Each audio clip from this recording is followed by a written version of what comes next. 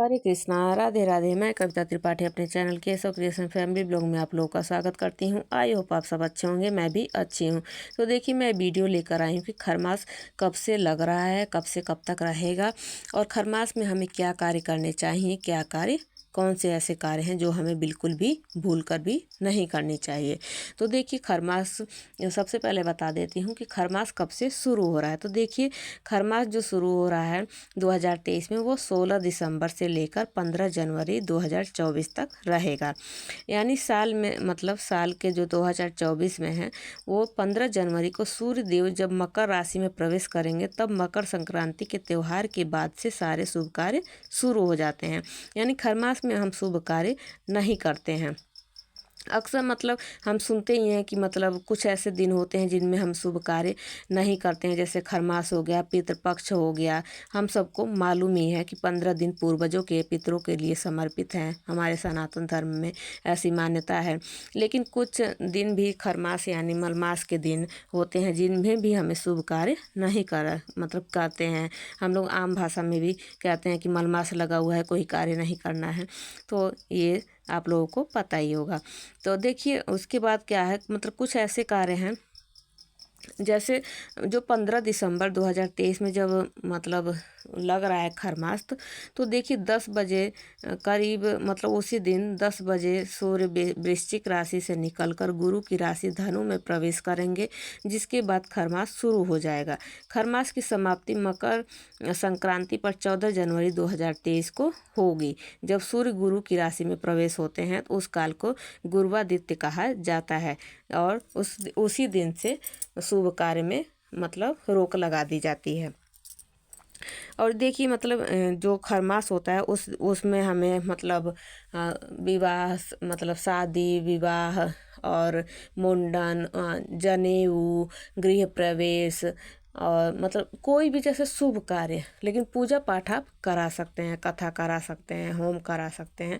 पूजा पाठ को छोड़ के कोई भी शुभ कार्य नहीं, जैसे प्रॉपर्टी लेना हो, कोई गाड़ी नहीं लेनी हो, और जैसे अगर आप नई मूर्ति लाना चाहते हैं तो भी आपको नहीं लाना है। केवल पूजा पाठ कर सकते हैं, जो आपके घर मूर्ति है उन्हीं से कर सकते हैं। लेकिन अगर नई लाने की सोच रहे हैं तो आपको नहीं लाना है। तो ये शुभ का मतलब। और देखिए, अगर आपके मतलब सूर्य ग्रह अगर आपके मजबूत नहीं हैं, आपकी मतलब राशि में, आपके कुंडली में, तो ये टाइम बहुत ही सर्वोत्तम है कि आप अपने सूर्य ग्रह को मजबूत कर सकते हैं। क्योंकि भगवान सूर्य नारायण इस टाइम धीमे, मतलब इस समय खरमास में धीमी गति से चलते हैं, तो वो आपकी मनोकामना मतलब जल्दी सुनते हैं। जो भी आपकी इच्छा होती है वो जल्दी सुनते हैं और जल्दी पूर्ण करते हैं। तो आप उनके निमित्त उपाय कर सकते हैं। देखिए, अगर आप अभी तक सूर्य नारायण भगवान को जल नहीं देते हैं तो आपको इस मतलब शुरू कर देना है। उससे पहले ही, खरमास लगने से पहले ही शुरू कर दीजिए और उसके बाद आपको जल देना चाहिए। जल में आपको एक तांबे के लोटे में रोली डालकर, अक्षत डालकर, लाल पुष्प डालकर और थोड़ा सा मीठा डालकर, मिश्री या गुड़ डालकर आपको अर्घ देना चाहिए। हाथ को ऊंचा करके आपको जो भी आपकी मनोकामना है उसको बोलकर अपना अर्घ देना चाहिए। तो आपकी मनोकामना जल्दी पूर्ण करते हैं सूर्य नारायण भगवान।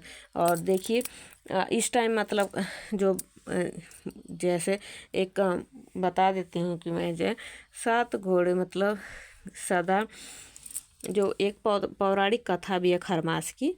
तो ये मतलब 7 घोड़े पर भगवान सूर्य नारायण सदा गतिमान रहते हैं। वह निरंतर ब्रह्मांड की परिक्रमा लगाते रहते हैं, लेकिन जिसकी वजह से सारी गतिशीलता बनी रहती है। नियम के अनुसार सूर्य एक पल के लिए भी नहीं रुकते, क्योंकि वह गतिहीन होते ही जनजीवन के लिए समस्या आ जाएगी। एक बार सूर्य अपने रथ पर सृष्टि की परिक्रमा लगा रहे थे, तब हेमंत ऋतु में उनके घोड़े थक गए और एक तालाब किनारे पानी पीने के लिए रुक गए। इसलिए सूर्य की गति धीमी हो जाती है। मतलब एक कहानी ये भी है। दूसरी कहानी, एक और दूसरी पौराणिक कथा है तो सूर्यदेव जानते थे कि उनका एक क्षण भी ठहरना संसार के लिए संकट पैदा कर सकता है। तो इसलिए वो तालाब के किनारे खड़े 2 खर यानी गधों को अपने रथ में जोड़ लिए और पुनः परिक्रमा के लिए चल दिए। गधे चलने में घोड़ों की बराबर जानते ही हैं कि कम गति से चलते हैं, धीरे गति से चलते हैं, कहाँ घोड़े और कहाँ गधे। इस वजह से सूर्य की गति जो है वो धीमी हो जाती है। तो इसलिए 1 माह तक सूर्यदेव गधों के रथ पर सवार रहते हैं, इसलिए इस मास को खरमास कहते हैं। तो ये 2 पौराणिक कथाएं हैं जिन मतलब जैसे खरमास की। तो ये मैंने आप लोगों को बता दी खरमास में हमें क्या करना चाहिए, क्या नहीं करना चाहिए। लेकिन विशेष रूप से हमें शुभ कार्य बिल्कुल भी नहीं करने चाहिए, क्योंकि वो शुभता की जगह फिर अशुभता देने लगते हैं। जो हम मेरे द्वारा दी गई जानकारी कैसी लगी, अगर अच्छी लगी हो तो प्लीज़ मेरे चैनल को लाइक शेयर सब्सक्राइब कर दीजिएगा। अगर वीडियो थोड़ी भी पसंद आई हो तो प्लीज़ लाइक तो कर दिया कीजिए, क्योंकि इससे हमारा हौसला बढ़ता है। और कमेंट में ओम नमो भगवते वासुदेवाय ज़रूर लिखिएगा। मिलती हूँ नेक्स्ट वीडियो में। हरे कृष्णा, राधे राधे।